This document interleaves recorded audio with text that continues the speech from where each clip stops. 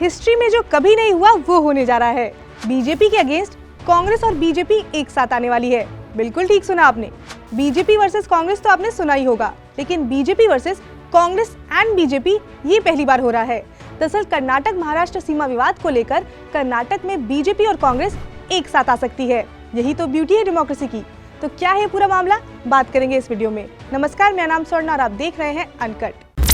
तो महाराष्ट्र कर्नाटक सीमा विवाद को लेकर गृह मंत्री अमित शाह ने दोनों ही राज्यों के मुख्यमंत्री एकनाथ शिंदे और बसवराज बोम्मई से मुलाकात की, जिसके बाद अमित शाह का कहना था कि ये कॉन्फ्लिक्ट जो है वो जल्द से जल्द रिजॉल्व हो जाएगा। इस बैठक में सीमा विवाद के मुद्दे को सुप्रीम कोर्ट का फैसला आने तक न बढ़ाने पर चर्चा हुई। बैठक में सीमा विवाद को खत्म करने के लिए 6 सदस्यों की एक कमेटी बनाने की भी बात कही गई थी, जिसमें दोनों ही राज्यों के 3-3 मंत्रियों को जगह दी जाएगी।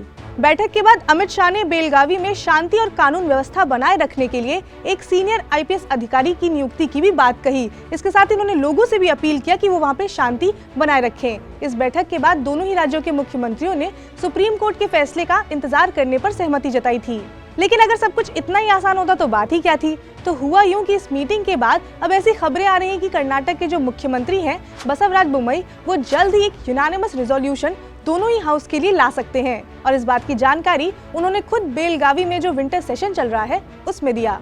उन्होंने हाउस में कहा कि अगर सभी लोग मान जाते हैं तो इस मुद्दे पर हम एक रिजोल्यूशन ला सकते हैं। इसके साथ ही उन्होंने महाराष्ट्र के पॉलिटिशियन को भी क्रिटिसाइज किया। उन्होंने कहा कि महाराष्ट्र जबरन कर्नाटक में घुसने की कोशिश कर रहा है और यहाँ का जो लॉ एंड ऑर्डर है उसमें प्रॉब्लम क्रिएट कर रहा है। उन्होंने कहा कि इस मुद्दे पर हमारा स्टैंड हमेशा से क्लियर था और रहेगा। अब इन सब में सबसे इंटरेस्टिंग बात ये है कि जब बोम्मई ने सदन में ये बात कही तो सभी पार्टियों के नेताओं ने इसमें हामी भरी, यहाँ तक कि कांग्रेस ने भी। मतलब सोचिए, बीजेपी के खिलाफ बीजेपी का साथ कांग्रेस दे रही है। अब ये सब बात जिस बारे में हो रही है, थोड़ा उसके बारे में भी जान लेते हैं। तो कर्नाटक पूर्ववर्ती मैसूर का नया नाम है। आजादी के बाद 1948 में मैसूर भारत का पहला राज्य बना। 1 नवंबर 1973 को मैसूर का नाम बदलकर कर्नाटक कर दिया गया था। इसलिए कर्नाटक राज्य का स्थापना दिवस जो है वो 1 नवंबर को मनाया जाता है। उससे पहले 1956 में बीजापुर, धारवाड़, गुलबर्गा, बीदर के साथ बेलगाम जिले को तात्कालिक मैसूर राज्य की सीमाओं को बढ़ाने के लिए मैसूर राज्य में शामिल किया गया था। उस समय भाषावार क्षेत्रीय संरचना पर विचार किए बिना प्रशासनिक कार्यों को बदलने के लिए एक कानून पारित करके बेलगाम को मैसूर राज्य में शामिल किया गया था। महाराष्ट्र ने बेलगाम पर दावा किया था, जो तत्कालीन बॉम्बे प्रेसिडेंसी का हिस्सा था, क्योंकि इसमें मराठी भाषी लोग जो हैं वो ज्यादा थे। इसमें 814 मराठी भाषी गांव पर भी दावा किया गया था, जो वर्तमान समय में कर्नाटक का हिस्सा है।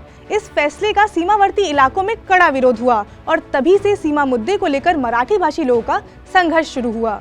उस समय केंद्र सरकार ने पाटकर सिद्धांत के अनुसार सभी राज्यों के सीमा मुद्दे का समाधान किया था, जिसके अनुसार सीमा मुद्दे का समाधान 4 बिंदुओं के आधार पर किया गया: भाषाई बहुमत, भौगोलिक निकटता, गांव का तत्व और इच्छा लोग। लेकिन बेलगांव सीमा के मामले में इस मुद्दे पर विचार नहीं किया गया। इसके बाद से ही ये विवाद बढ़ने लगा। 22 मई 1966 को सेनापति बापट और उनके साथियों ने मुख्यमंत्री आवास के बाहर भूख हड़ताल की। इससे महाराष्ट्र में माहौल जो था वो गर्मा गया। सीमावाद के इस मुद्दे को इंदिरा गांधी के सामने लाया गया।